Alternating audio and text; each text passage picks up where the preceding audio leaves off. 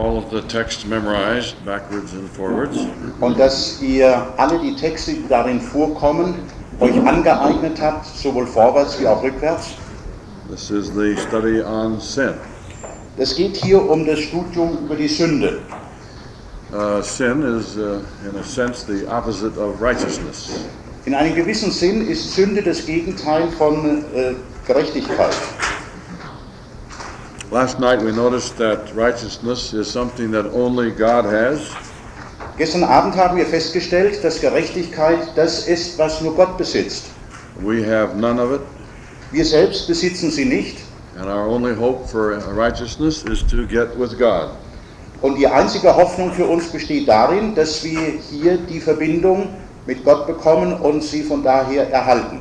Righteousness is revealed in Jesus, Gerechtigkeit ist in Jesus offenbart. and the only way we can have any righteousness is to get with Jesus. Und der einzige Weg, diese Gerechtigkeit zu erhalten, ist, sie von Jesus zu bekommen. And we have no righteousness any longer than we are with Jesus.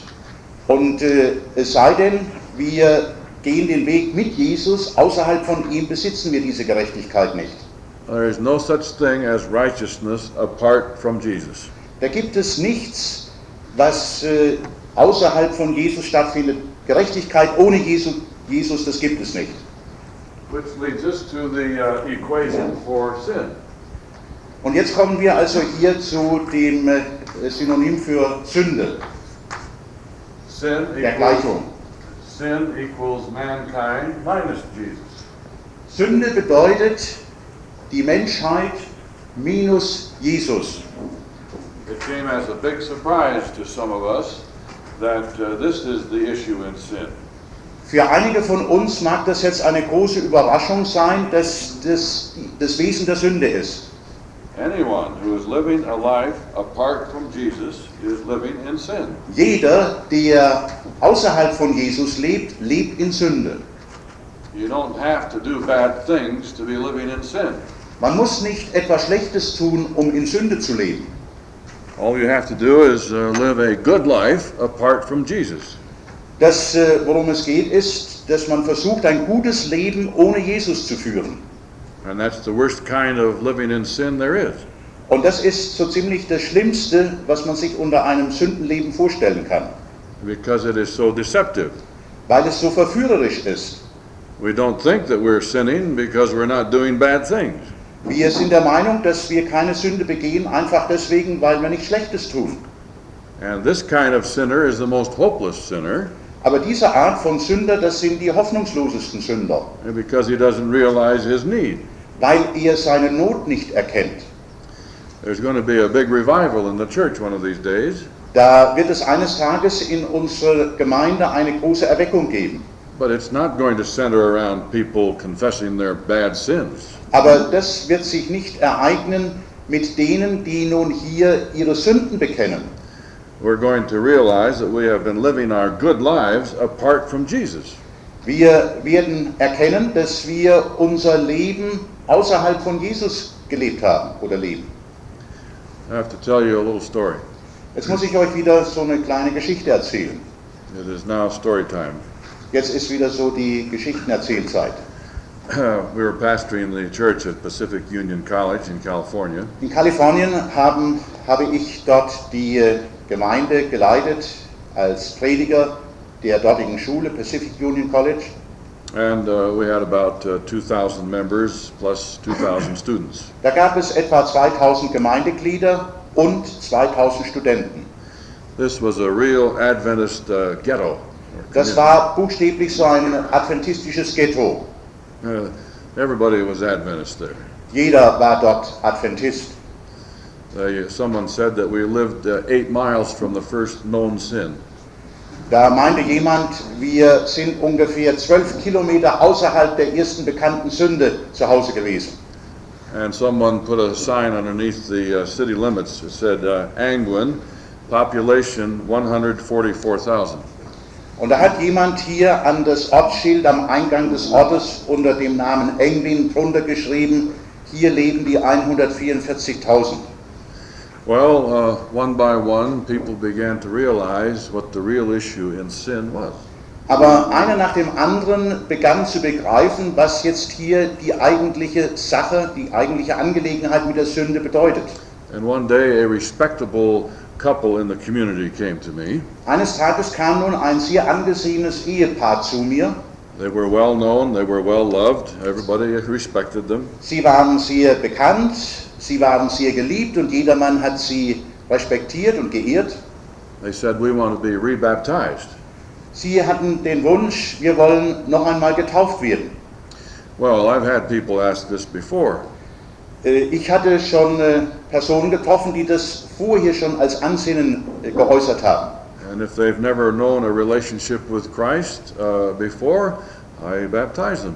Wenn sie zuvor kein persönliches Verhältnis mit Jesus hatten, dann habe ich mich frei gefühlt, sie zu taufen. There are many Seventh-day Adventists who have never known a relationship with Christ. Da gibt es viele Siebentags-Adventisten, die niemals ein persönliches Verhältnis mit Christus kennengelernt haben. And so I said to them, do you want to be baptized out in the woods?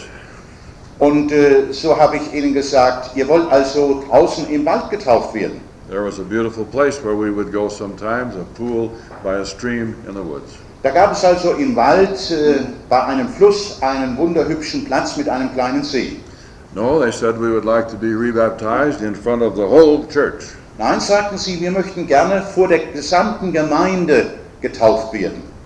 I said, you know what people think when people like you are rebaptized, don't you? Und ich sagte ihnen, ihr wisst doch genau, was da nun die Gemeindeglieder denken, wenn jemand hier wie ihr neu getauft werdet. You know what people think. Ihr wisst doch auch, was die Gemeindeglieder dann denken. What have they done? Was haben die angestellt? Yes, they said, we understand. Ja, sagten sie, wir wissen das. I said, you still want to be baptized in front of the church? Und ihr wollt immer jetzt noch vor der gesamten Gemeinde nochmals getauft werden? Yes. Ja.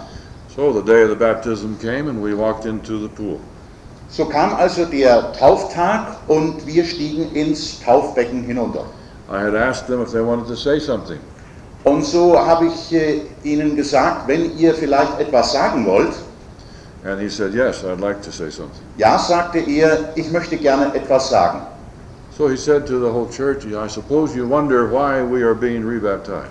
Und so wandte er sich an die gesamte Gemeinde und sagte, ihr stellt euch vielleicht die Frage, warum wir jetzt noch einmal getauft werden. You're wondering what we have done.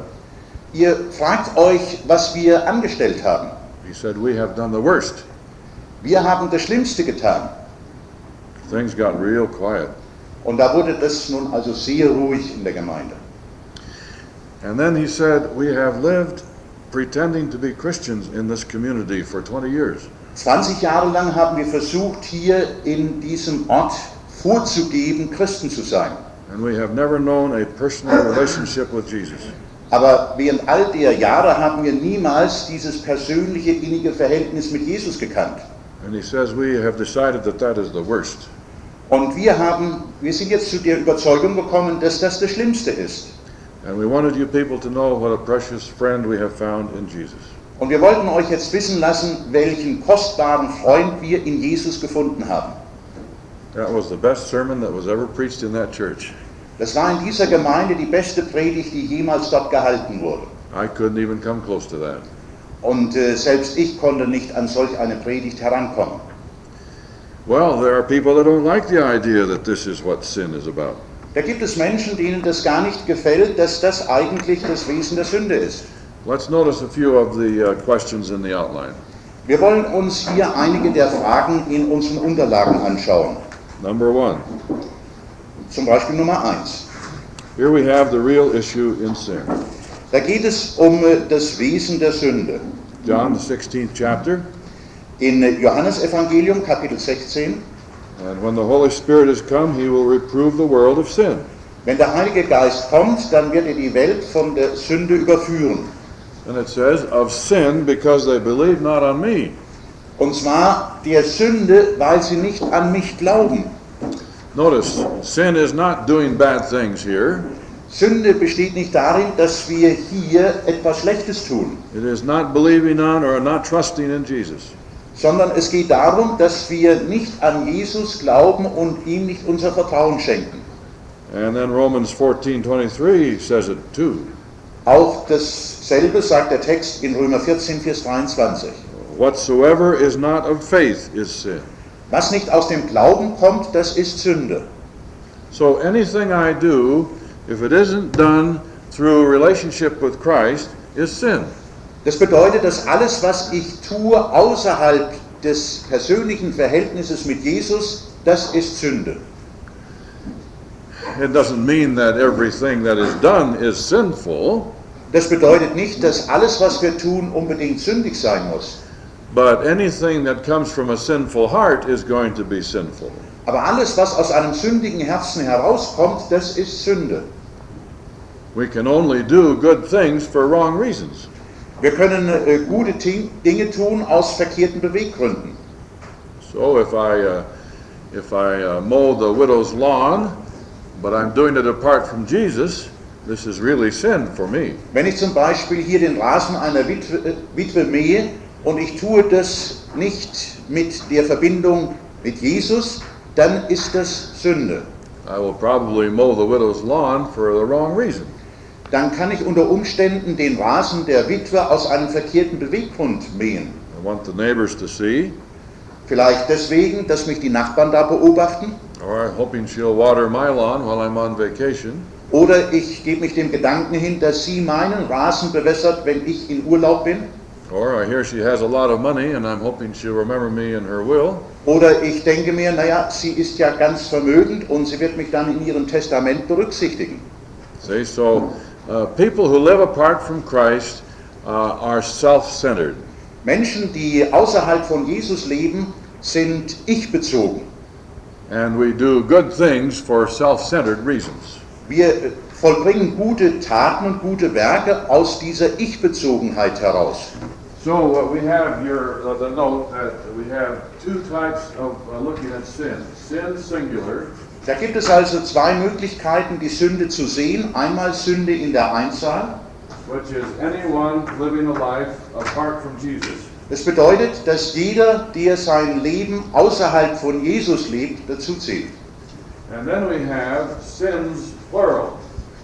Dann haben wir den Begriff Sünde, Plural. Which is what we usually think of when we think of sin.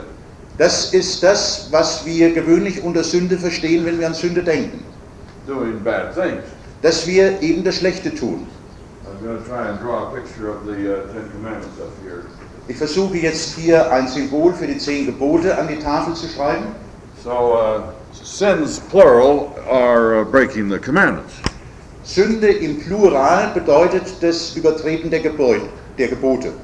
If I'm having a problem with sins plural, my real problem is with sin singular.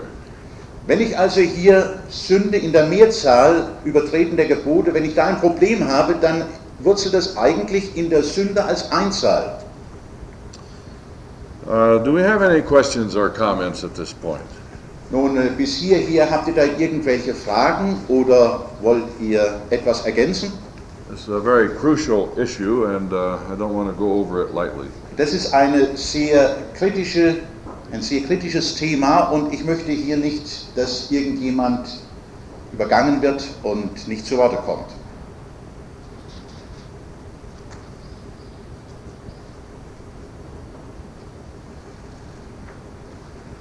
Ja? Du hast gesagt, an Jesus zu glauben, an Jesus zu vertrauen, heißt Gemeinschaft mit ihm zu haben. Das ist richtig.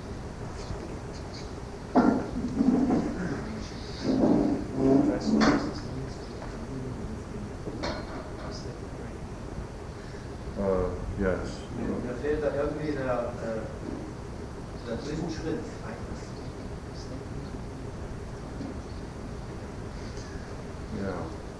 Yeah. It's hard to know what sequence to follow these topics in. Es ist natürlich sehr schwierig, in welcher Reihenfolge man solch ein Thema hier behandelt. But our topic during the next hour is on faith and the relationship, the connection. Und das Thema unserer nächsten Stunde behandelt das Thema des Glaubens und alles, was damit in Verbindung steht. The basis, of course, the basis of the communion with God is the person's daily devotional life. Die Grundlage des Glaubenslebens besteht darin, dass man täglich die Verbindung mit Jesus hat durch eine Andachtszeit. And in the surveys that we've taken in the United States, only 1 out of 5, 1 out of 4, 1 out of 5 have any time for this at all. Bei den Umfragen in den Vereinigten Staaten hat sich herausgestellt, dass nur einer von 5 hier sich diese Zeit nimmt. Which means that the majority of church members are victims of salvation by works. Das bedeutet, dass die Mehrzahl der Gemeindeglieder buchstäblich ein Opfer dessen sind, dass sie gerettet werden durch Werke oder gute Taten. If you do not have time or interest in a relationship with Christ, there's only one other choice, salvation by works. Wenn man sich diese Zeit der persönlichen Andacht und der Verbindung mit Jesus nicht nimmt, dann gibt es eigentlich gar keine andere Wahl, als hier gerettet zu werden oder gerettet werden zu wollen durch Werke. I trust that it's different in Germany. Aber ich bin der guten Zuversicht, dass das in Deutschland anders ist. Other comments, other questions? Gibt es noch andere Anmerkungen oder Fragen?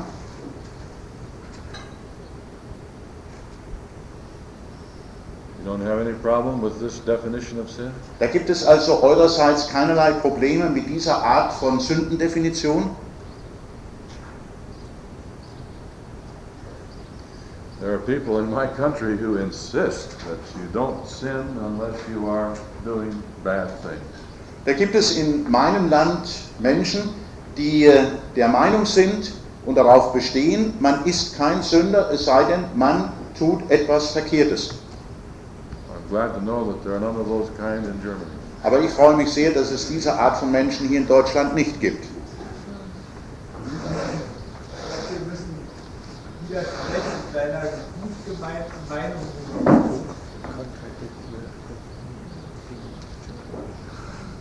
In der Tat haben wir sicherlich in der Vergangenheit einen wesentlichen Teil in dem Verhaltensbereich Ordnungen in Sünde dann eingeordnet, Übertretungssünde.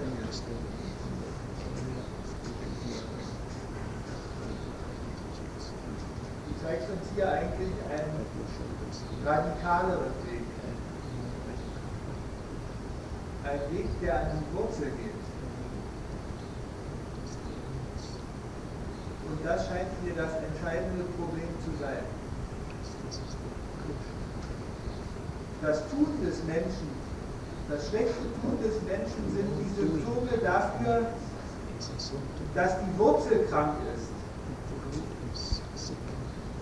Und das, meine ich, ist außerordentlich wichtig, dass dieser Aspekt hier betont wird.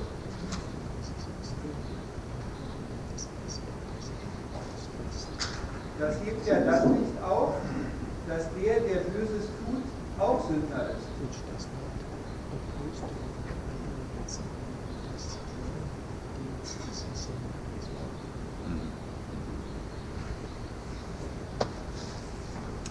Yes, we are not saying that doing wrong deeds is not sinful. Es geht darum, dass wir das nicht behaupten, wenn jemand etwas Verkehrtes tut, But we are saying that there is a far deeper issue involved. dass da ein Sünder ist, sondern es geht darum, dass es einen viel tieferen Grund gibt, eine viel tiefere Wurzel, die der Sache nahe kommt. And this is the issue that we have tended to overlook.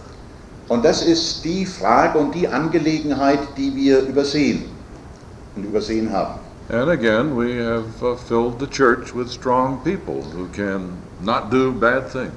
Und so sind wir bemüht, unsere Gemeinden mit starken Persönlichkeiten zu füllen, die nicht geneigt sind, Böses zu tun.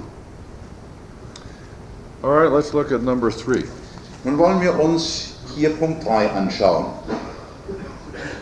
How did sin enter this world? Wie kam die Sünde in diese Welt? Romans 5 gives us the answer. Romans 5 oder 4?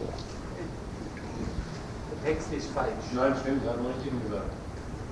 Romans 5 und Romans 4. Ah, we have to put down the answer. Römer 5, nicht Römer 4. Das muss also Römer 5 heißen. Ja, falsch gedruckt. Romans 5, 12 and 19. Ja, Römer 5, Vers 12 und 15. 12 und 19, Entschuldigung. By one man sin entered the world. Durch einen Mann kam die Sünde in die Welt. By one man's disobedience many were made sinners. Und durch des einen Ungehorsam wurden viele zu Sündern. But by the obedience of one shall many be made righteous. Aber durch den Gehorsam des einen sollen viele gerecht werden. It doesn't sound fair that everybody is sinful because of one man's sin. Das erscheint uns nicht als eine faire Angelegenheit, dass jeder Sünder sein soll, weil da nur einer gesündigt hat. But the good news is that Jesus balances out the problem. Aber die gute Nachricht besteht darin, dass Jesus diese Angelegenheit in das richtige Gleichgewicht bringt. By one man righteousness comes as well. Und so ist es, dass auch nur durch eine Person die Gerechtigkeit zu uns kommt. Now here we come to a very important point. Da kommen wir jetzt zu einem sehr wichtigen Punkt. What do you have to do to be a sinner? Was müssen wir tun, um ein Sünder zu sein? Do you have to do some sinning to be a sinner? Müssen wir Sünder sein, indem wir sündige Taten vollbringen? Or do you have to simply get born? Oder genügt es einfach, hier in diese Welt geboren zu werden? According to this text, all you have to do is to be born in the world of sin. Nach der Aussage dieses Textes besteht das ganz einfach darin, dass es genügt, in diese Welt hineingeboren zu werden. Notice Psalm 58, verse 3. Da gibt es die Aussage im Psalm 58, Vers 3. Under point 4. Das ist der Punkt 4. The wicked are estranged from the womb. They go astray as soon as they be born. Hier heißt es im Deutschen, nein, mutwillig tut ihr Unrecht im Lande und eure Hände treiben Frevel. I'd be interested in knowing what this means in German. It's not correct. Rendered in the German version. It isn't. What does it say in the German? Das ist vielleicht noch der Vers 4. Die Gottlosen sind abtrünnig vom Mutterschoß an, die Lügner gehen ihre vom Mutterleib an. Alright. The word being born is rendered in verse 4. The wicked are sinful right from being born. Which is the same meaning, isn't it? Yes. Ja, Verse 4. Okay. Yes, Alright. here. Okay. the same meaning. So, oh, you mean it's another verse? Ja, Oh, ja. I see. Instead of verse 3, verse 4. Okay. So all you have to do to be sinful is to get yourself born. Um es nun ganz einfach auszudrücken, alles was wir zu tun haben, besteht darin, geboren zu werden. And most of us have succeeded on that. Und die meisten von uns waren ja hier diesbezüglich erfolgreich.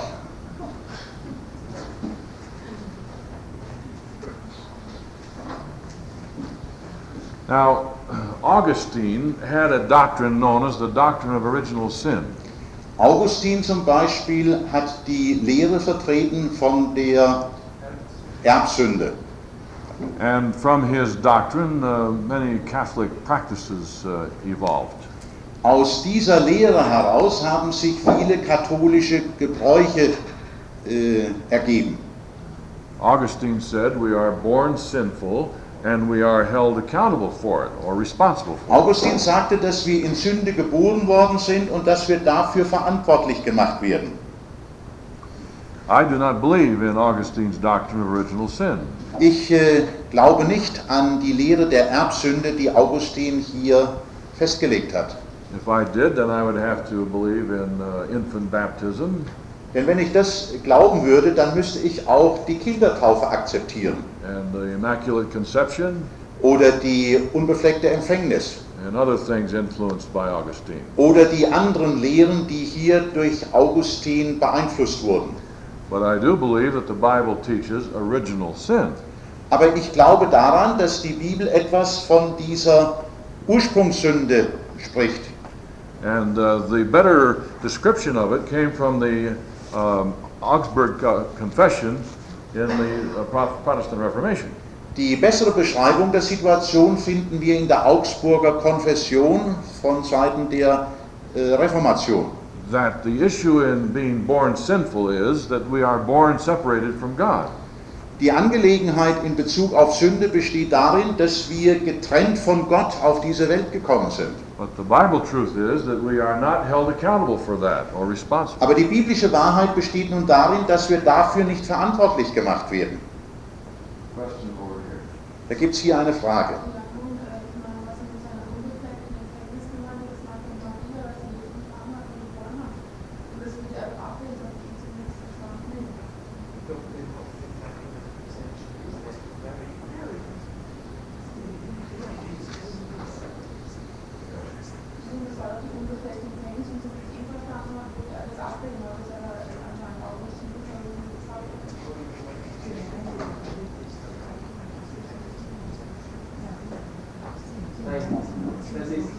Das ist falsch. Die katholische Kirche lehrt, dass Maria Ja.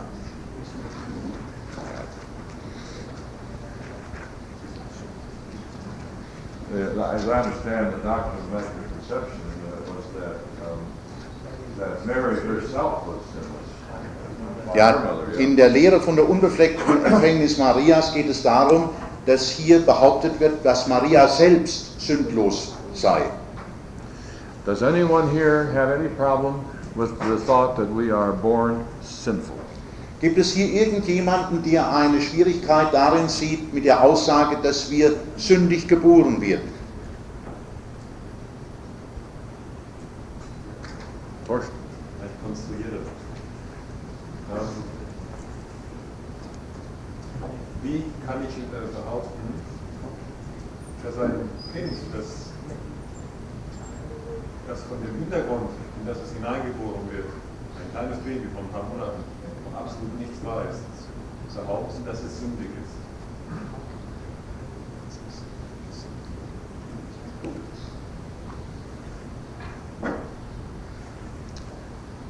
Because, I'm not sure about the question, but because the baby was born separated from God.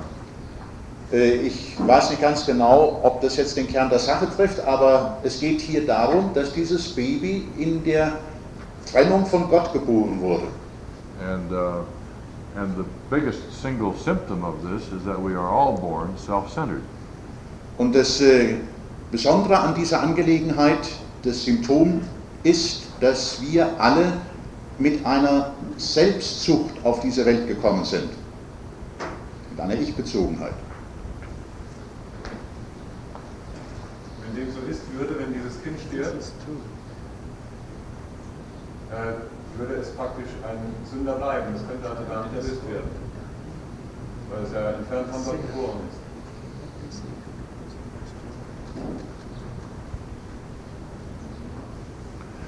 Well, that's why it's important for us to go on to the next.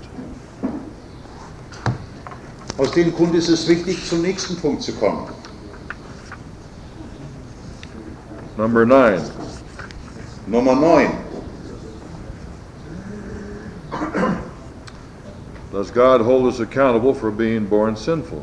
Fordert Gott von uns dafür Rechenschaft, dass wir in Sünde geboren sind? Ezekiel says, the son shall not bear the iniquity of the father.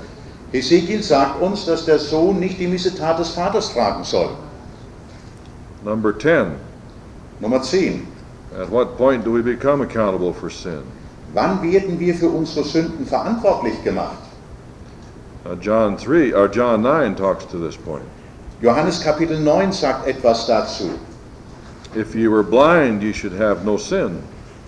Wenn du blind bist, dann solltest du eigentlich Sünde haben. Oder keine Sünde haben. But now you say, we see, therefore your sin remaineth. Aber jetzt seht ihr und deswegen bleibt eure Sünde. That a person who does not understand or see truth is not held accountable for sin. Wenn also eine Person die Wahrheit nicht erkennt und nicht versteht, dann wird sie dafür nicht zur Verantwortung gezogen. But if we do understand and see truth and light and turn away from it, then we are held accountable. Aber wenn wir das erkennen und verstehen und wir uns dann davon abwenden, dann werden wir dafür verantwortlich gemacht. point number 11. Punkt Nummer 11. John 15 speaks to this. Johannes Kapitel 15 macht dazu auch eine Aussage. Jesus said, if I had not come and spoken unto them, they had not had sin. Jesus sagt hier, wenn ich nicht gekommen wäre und hätte ihnen hier Mitteilung gegeben, dann hätten sie keine Sünde. And of course, James speaks to this too, Auch Jakobus redet davon, that he that knoweth to do good and doeth it not, to him it is sin. dass derjenige, der das Gute weiß und es nicht tut, für den ist es Sünde. Paul speaks to this point in the first chapters of Romans as well. Auch Paulus spricht davon im ersten Kapitel des Römerbriefes. Question back here. Wir müssen unterscheiden zwischen Sündhaftigkeit, die ein gezeugtes Kind durch die Zeugung hat. Und daneben kommt die persönliche zu verantwortende Sünde des Menschen, wenn er in das Leben hineinfällt.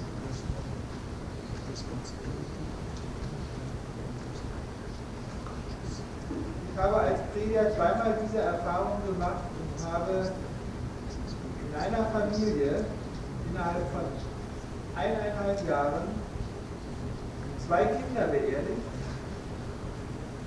Beim ersten Mal starb das Kind 1 Stunde vor der Geburt im Mutterleib und das zweite Mal 10 Minuten vorher.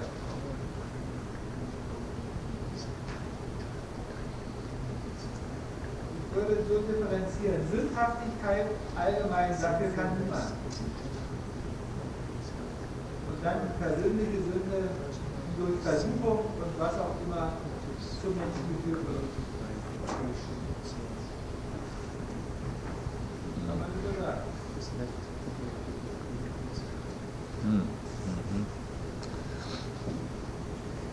That are you saying when I have personal awareness of sinning, then it's when I become accountable for it? Meinst du damit, wenn ich jetzt hier die Sündhaftigkeit selbst erkenne und selbst sündige, dass ich dann dafür verantwortlich gemacht werde? Ich werde nicht für meine Sündhaftigkeit verantwortlich gemacht, die ich von Anfang an habe. I will not be held accountable for my sinfulness which I inherited right from my origin, because I am not guilty for it. Gott kann uns nur für das verantwortlich machen, wo er gesagt hat, Holds us du sollst und du accountable sollst only nicht. for these commandments, because you shall and you shall not. But that still requires knowledge of the commandments. Isn't that true?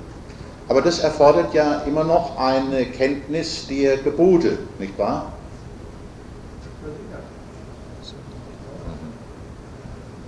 Okay. So a baby who is born sinful could be saved in heaven because he didn't have knowledge of sinning and commandment breaking. Das bedeutet jetzt, wenn ein Baby hier in Sünde geboren wird, aber es hat keine Kenntnis, was Sünde ist, dann kann es dennoch für den Himmel gerettet werden, weil es eben nicht gewusst hat, was Sünde ist und weil es auch nicht die Sünde praktiziert hat.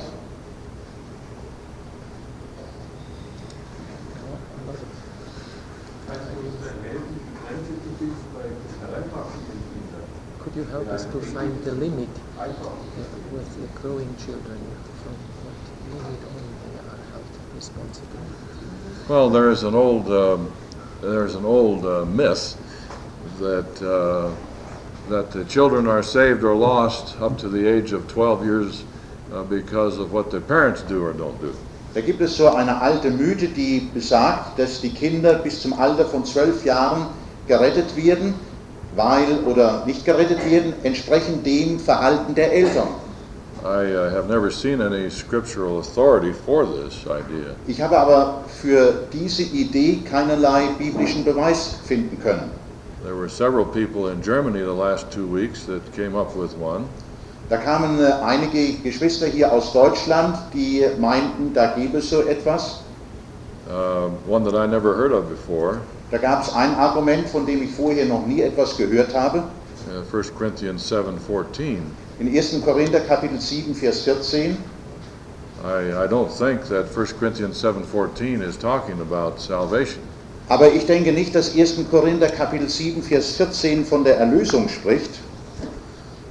But the interesting thing in the writings of Ellen White is that she spoke to this. Aber das Interessante ist, dass in dem Schrifttum von Schwester White davon auch die Rede ist. And in the book Selected Messages, Volume 2, she talks about babies without parents in heaven. Und dann spricht sie auch unter anderem in dem Buch Selected Messages im Band 2 von Babys, die im Himmel sein werden, die keine Eltern hatten. Which was a new idea to many people. Das war also eine neue Kenntnis für viele. We have several comments here. Da Yes. gibt es noch verschiedene andere Anmerkungen. Vielleicht, wenn wir den Begriff Sündhaftigkeit anders ausdrücken, Veranlagung zur Sünde. Uns würde es schwerfallen zu sagen, ein Baby, ein neugeborenes Kind in den ersten Monaten wäre sündhaft. Aber die Veranlagung zur Sünde ist in ihm drinnen. Und wenn man zwei 6 Monate alte Kinder nebeneinander setzt, dann merkt man schon, wie das eine dem anderen das wegnehmen will und notfalls dem anderen was auf den Kopf gibt. Also diese Aggressivität ist schon auch in den Kleinstkindern vorhanden. Wir bezeichnen sie nur nicht als Sünde, aber die Veranlagung, Dinge zu tun, die nicht richtig sind, sind in dem Kind einprogrammiert, wenn man so sagen. Yes. Okay. Thank you. Gut, Dankeschön. Who was? I think you're next. Okay. Also im 1. Korinther 7,15 habe ich bisher immer so verstanden, dass hier davon gesprochen wird, dass wir als Eltern die Verantwortung gegenüber Gott haben. Das heißt sogar die Verantwortung von Gott bekommen haben. Wenn wir Leben in die Welt setzen. Das heißt, ist es nicht, so habe ich es bisher immer verstanden, dass die Kinder, die wir in die Welt setzen, auf unserer Verantwortung hin entstanden sind.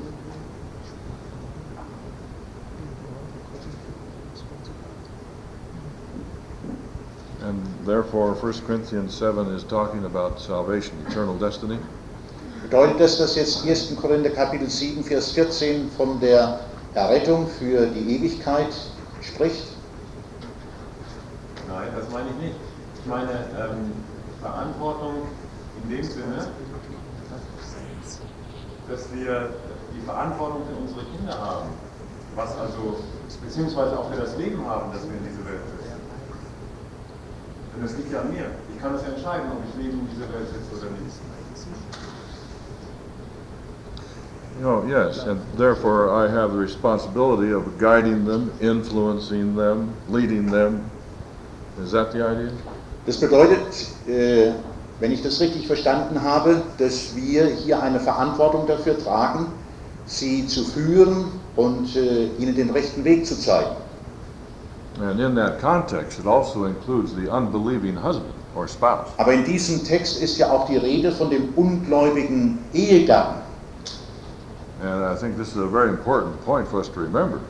Das ist ein sehr wichtiger Punkt, den wir hier im Auge behalten sollten. Nobody believes that there are going to be unbelieving mates in heaven because I believed. Niemand von uns ist der Meinung, dass da ungläubige Ehegatten im Himmel sind, nur aufgrund der Tatsache, weil ich gläubig bin. Therefore, there are going to be no children in heaven just because I believe. Und dann müssen wir auch festhalten, dass im Himmel keine Kinder deswegen sind, weil ich nun gläubig bin. But I can influence both the children and the unbelieving mate by what I do. Aber ich kann sowohl die Kinder wie auch den ungläubigen Ehegatten dadurch beeinflussen, je nachdem, was ich nun hier tue. Back here. Die Möglichkeit zur Sünde war ja auch bei Adam und Eva gewesen. Sie sind ja in Sünde gefallen, obwohl sie sündlos waren. Von der Erschaffung her, Ganzen Wesen her. Ich sehe die Sündhaftigkeit darin, wie ein Mensch geboren wird durch den Tod, der durch alle Menschen durchgedrungen ist. Jesus ist gekommen, diesen Tod wieder zu verbinden und hinwegzunehmen. Und das kleine Kind, das Säugling ist, diesem Tod unterworfen. Yes, that's good news. Thanks for getting us to Jesus. Ja, das ist gute Nachricht und wir wollen dankbar sein dafür, dass wir hier Jesus bekommen haben. One of the good things about studying sin is that Jesus looks so good. Das eine, was das Sündenthema angeht, was daran so gut ist, dass Jesus so gut ist. I didn't want to miss point number 7. Ich habe den Punkt Nummer 7 nicht behandelt. That the result of being born sinful is very clear. Das betrifft das Ergebnis des Sündigen, des Geborenseins in Sünde, die Folge. Everyone that is born sinful is going to commit sins. Jeder, der sündig geboren wird, wird sündigen.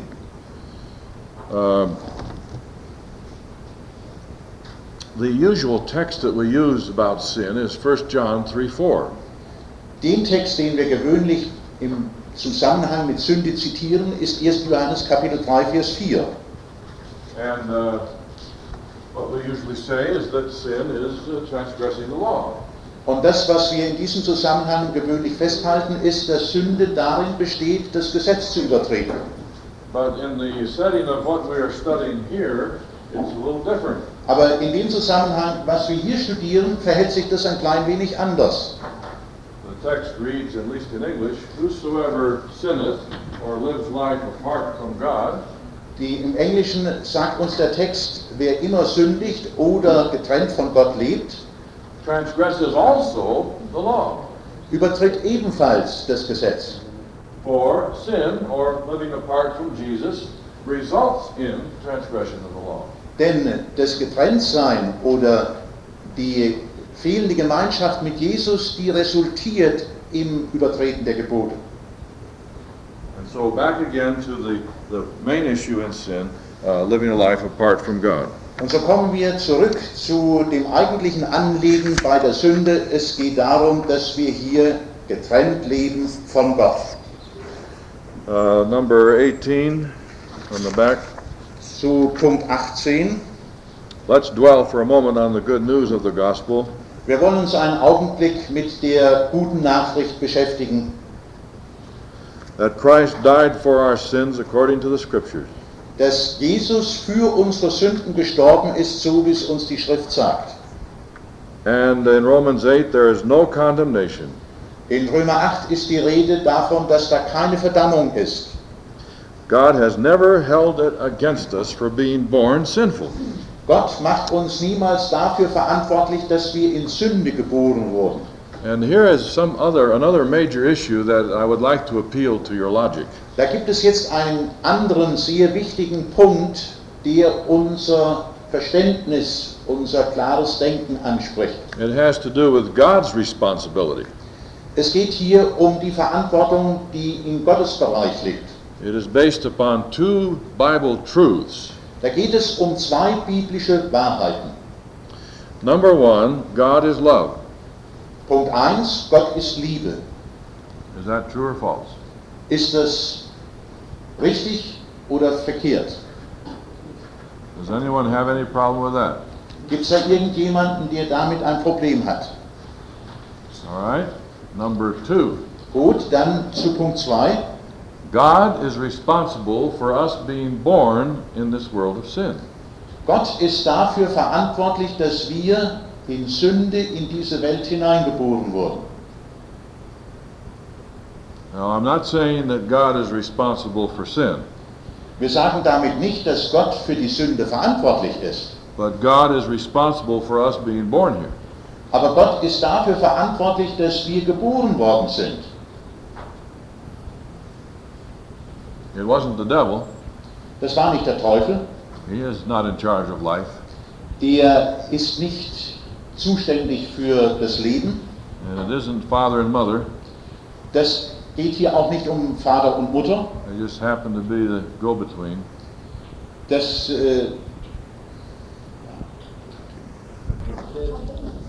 Wir haben im Grunde genommen das immer zum Ausdruck gebracht, dass ein Kind auch von Gott gewollt ist.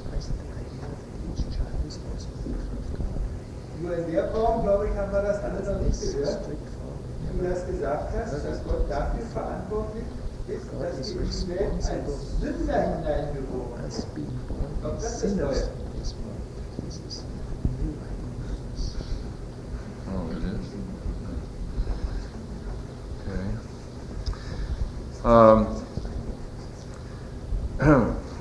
Well, I wanted to draw the conclusion based upon these first two truths. Ich möchte jetzt zu der Schlussfolgerung kommen, die sich auf diese beiden Punkte stützt. If God is love, and if He's responsible for me being born in the world of sin, Wenn Gott Liebe ist und wenn er die Verantwortung dafür trägt, dass ich in diese Welt in Sünde hineingeboren worden bin, then He would have to be responsible for giving everyone a fair opportunity for salvation. dann ist er auch dafür verantwortlich, dass jeder eine gerechte, eine faire Chance hat, sich für Gott, für die Errettung, Erlösung zu entscheiden.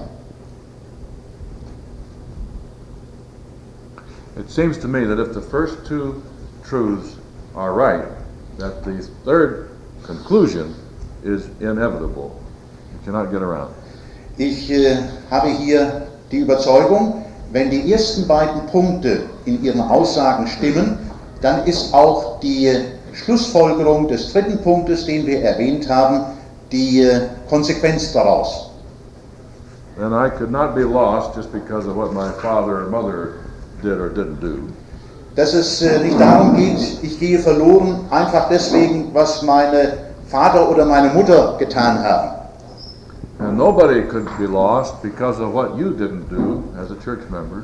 Und niemand kann verloren gehen aufgrund dessen, was du nun als Gemeindeglied getan hast oder nicht getan hast. God could never base your eternal destiny upon someone else's mistakes. Es kann niemals darum gehen, dass das ewige Schicksal eines Menschen davon abhängig ist, dass andere einen Fehler gemacht haben. Now I know what you might start thinking at this point. Vielleicht habe ich jetzt eine Ahnung davon, in welche Richtung ihr jetzt anfangt zu denken. Now you're taking away all of our reason for missionary work. Und jetzt wollen wir mal all die Gründe für unsere Missionsarbeit beiseite schieben. Yes, I would like to take away our usual reason for missionary work. Jawohl, ich möchte einmal so die ganz gewöhnlichen Gründe und Anlässe für unseren Missionsdienst beiseite schieben. There is a far deeper reason for missionary work. Da gibt es einen viel tieferen Beweggrund für Missionsarbeit. And until we understand the deeper reason, we will never do the work. Und es sei denn, wir verstehen diesen tiefen Beweggrund, dann werden wir die Arbeit gar nicht tun. But that's another lesson further down. Aber wir werden dann zu diesem Punkt bei einer weiteren Betrachtung noch kommen. The hour is about up.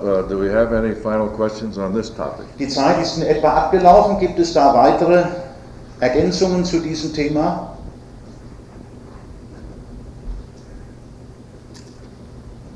Heißt doch in Römer, so erbarmt sich nun dessen er will und der verstockt dessen er will. Und im Johannesevangelium wird immer wieder gesagt, Gott hat mir die gegeben, besonders im Hohen Priesterlichen Gebet, und sagt immer wieder Jesus, Gott hat mir die gegeben, die glauben. Jesus expressed God has given those to whom which believe. The Father has given those who believe. Are you building a case for predestination? Bewegst du dich jetzt hier auf der Ebene der Vorherbestimmung? I wish just to ask this. Yeah, we have to put other texts with those two, don't we? Natürlich müssen wir in Bezug auf diese beiden Aussagen auch noch andere Texte heranziehen. At the The Lord is not willing that any should perish. Der Herr will nicht, dass irgendeiner verloren geht. And the ones who do accept are the ones that have responded to what the Father brought. Da gibt es diejenigen, die das annehmen und die dem ihre Zustimmung geben, was der Vater hier gewirkt hat und anbietet. I believe that the usual text for predestination can be understood in the light of the other texts on God's mercy. Ich denke, dass die Aussagen in der Bibel, die hier scheinbar von einer Vorherbestimmung etwas mitteilen, richtig verstanden werden können im Zusammenhang mit den anderen Aussagen über den Charakter Gottes. Although it has been a mystery to some of us how Martin Luther could have insisted on predestination like he did. Aber trotzdem bleibt es für uns eine Art von Geheimnis, wie Luther nun geneigt war, sich diesen Gedanken hinzugeben, der Mensch sei vorherbestimmt, sei alles vorherbestimmt. I believe that everybody is predestined to be saved. Ich denke, jeder Mann ist dazu vorherbestimmt, dass er gerettet wird. God cast one vote, the devil cast one vote, and we cast the deciding vote. Da gibt es Gott, der hier ein Angebot macht, der Teufel macht ein Angebot und es liegt jetzt an uns, eine Entscheidung zwischen beiden zu treffen. Question back here.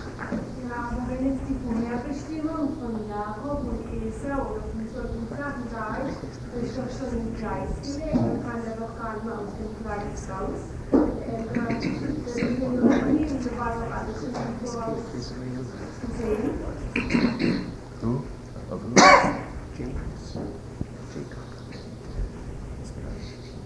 Esau? Esau. Oh.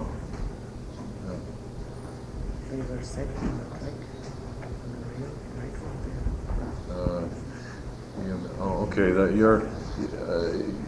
you are discussing the idea that God predetermined it. Is that right? Bedeutet das, dass du das so verstehst, dass Gott da hier etwas vorherbestimmt hat? Rather than simply the fact that God foreknew it. Anstelle des Gedankens, dass Gott etwas vorher bewusst hat. One of the big helps to me on this subject has been a little illustration. Für mich persönlich hat hier eine kleine Illustration mit dazu beigetragen, dass ich das besser verstehen konnte. Here is a hill that I'm sitting on. Da gibt es einen Hügel, auf dem sitze ich. And below me are trees, heavy trees, the black forest. Da gibt es dann unter mir viele Bäume, so wie im Schwarzwald. And there is a highway, a road that is going this way.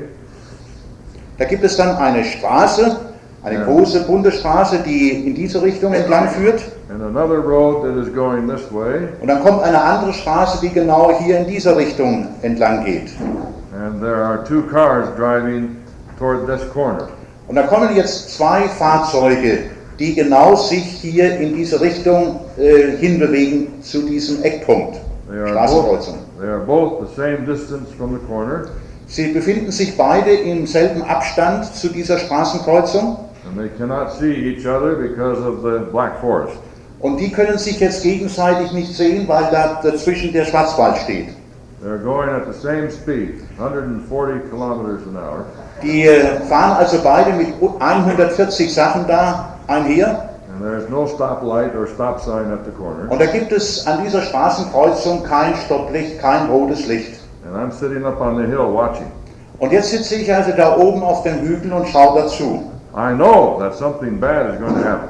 Ich weiß, dass da irgendetwas Schlechtes passieren wird. But the fact that I know that it's going to happen has nothing whatever to do with causing it to happen. Aber die Tatsache, dass ich das weiß, da passiert jetzt etwas, hat absolut nichts damit zu tun, dass ich jetzt diesen Unfall verursache. That helped me. Does it help you? Dieses Beispiel hat mir persönlich geholfen, das besser zu verstehen. Ich weiß nicht, ob es für euch hilfreich ist.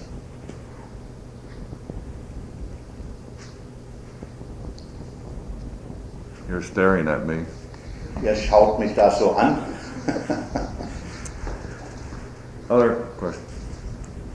Wie ist das mit, ich habe gelesen, wir sind ein Beruf des Lebens zum Leben oder des Todes zum Tod?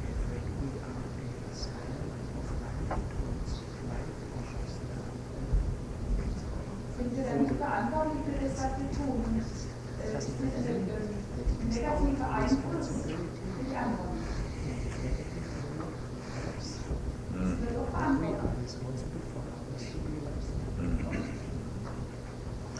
I have a little parable to tell. Ich muss euch da ein kleines Gleichnis erzählen. I am driving my car from San Francisco Ich fahre in meinem Wagen von San Francisco to Pacific Union College, the Promised Land. Auf Pacific Union College, also in Richtung, wir wollen das einmal das verheißene Land nennen. And you are walking along the Autobahn. Und ihr lauft jetzt entlang der Autobahn. I pull over and I stop and I say, where are you going? Ich fahre also heran, halte an und frage, wohin geht die Reise? You say, I'm going to the Promised Land. Du sagst mir, ich will ins verheißene Land. I say, that's where I'm going. Dann sage ich dir, genau dahin will ich auch. Get in the car, I'll take you. Wenn du einsteigst, dann nehme ich dich mit. Now I have a part in you getting there. Pardon me. Ah ja, ich habe einen Anteil daran, dass ihr jetzt tatsächlich dahin kommt. I help you get there faster, Ich helfe dir, dass du da schneller hinkommst. and I save you some blisters and pain along the way. Und ich sorge dafür, dass dir einige Blasen und sonstige Unannehmlichkeiten auf dem Weg dorthin erspart bleiben. But you were going to the Promised Land anyway. Aber in jedem Fall, du warst ja schon unterwegs zu diesem verheißenen Land. It's just that I have a part in it now with you.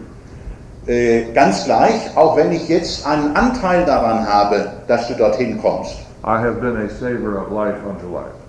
Ich bin jetzt derjenige, der hier ein Lebensretter ist für das Leben. Now let's change the story.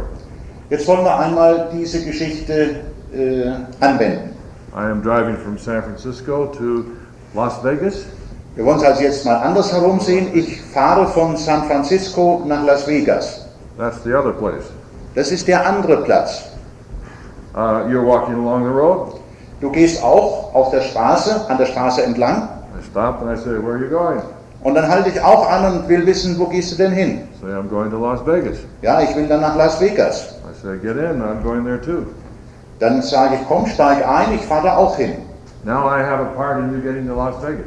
Und jetzt habe ich also einen Anteil daran, dass du tatsächlich nach Las Vegas kommst. And I help you get there faster. Und ich helfe dir, dass du da schneller hinkommst. I have been a saver of death unto death. Jetzt bin ich also einer, der vom Tode zum Tode führt. But you were going to Las Vegas anyway. Aber du warst ja ohne dies schon auf dem Weg nach Las Vegas. Now I tried this illustration out on some of my theologian friends. Ich habe diese Illustration benutzt bei einem meiner theologischen Freunde. And they said, suppose I'm going to Las Vegas and I think I'm going to the Promised Land. Und stell dir mal vor, du befindest dich auf dem Weg nach Las Vegas, bildest dir aber ein, dass du in Wirklichkeit auf dem Weg ins gelobte Land bist. There is where John 1 verse 9 is very important. Und da kommt jetzt der Text in 1. Johannes Kapitel 1, Vers 9, der hier sehr wichtig ist. Christ is the light that lighteth everyone that cometh into the world. Jesus Christus ist das Licht, das jedermann erleuchtet, der in diese Welt hineinkommt. He might use you, he might use me, Er kann dich benutzen, er kann mich benutzen, he might use something else or someone else. er kann irgendjemanden irgendwo benutzen. But Christ is responsible to give everyone an adequate opportunity of the gospel. Aber Jesus ist dafür verantwortlich, dass er jedermann eine entsprechende Chance gibt, hier die richtige Entscheidung zu treffen. Ah ja, Entschuldigung, Johannes 1, Vers 9, ja.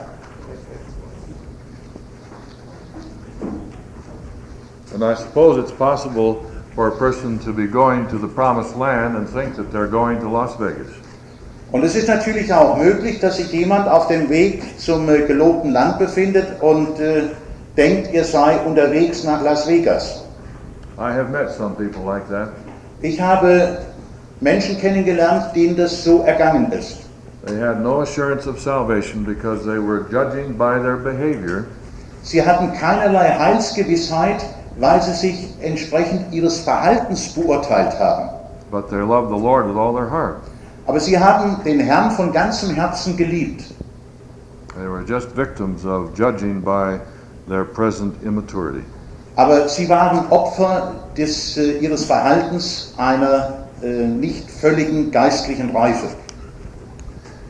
Any other questions? Gibt es da noch andere Fragen?